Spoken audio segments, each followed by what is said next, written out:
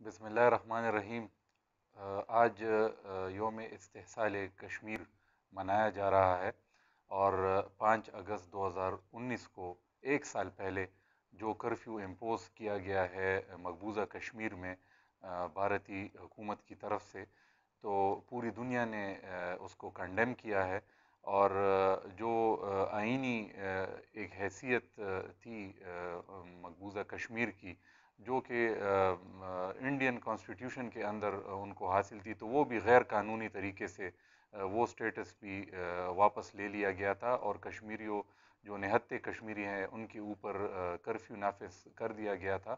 और जैसे कि आप सबको पता है कि जिन मुश्किलात से हमारे मकबूजा कश्मीर के जो रहने वाले हैं वो गुज़र रहे हैं, तो वो पूरी दुनिया के सामने है। और जब ये करोना की वबा आई तो पूरी दुनिया को ये पता चला कि जिस तरह लोग घरों में महसूर होकर रह गए, तो कश्मीरियों पे जो बहुत सालों से ये गुज़र रही है, तो पूरी दुनिया में ये एहसास पैदा हुआ है।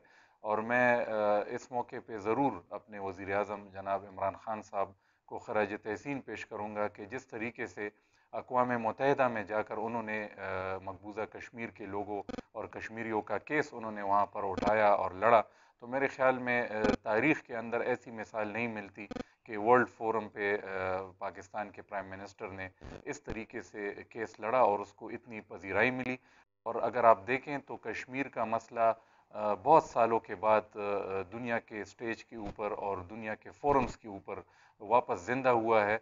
और हम अपने कश्मीरी भाई बहनों से आज के दिन 5 अगस्त के दिन जो साल हो चुका है, आज हम एक मरतबा फिर उनको ये यकीन दिलाना चाहते हैं कि पाकिस्तान की हुकूमत, पाकिस्तान के अवाम आपके साथ है और इंशाअल्लाह कश्मीर बनेगा पाकिस्तान, और कश्मीरियों के हकूक़ के ऊपर हम पूरी दुनिया में उनके लिए आवाज़ उठाएंगे और इंशाअल्लाह कश्मीरियों के हकूक़ उनको दिला कर रहेंगे। बहुत शुक्रिया।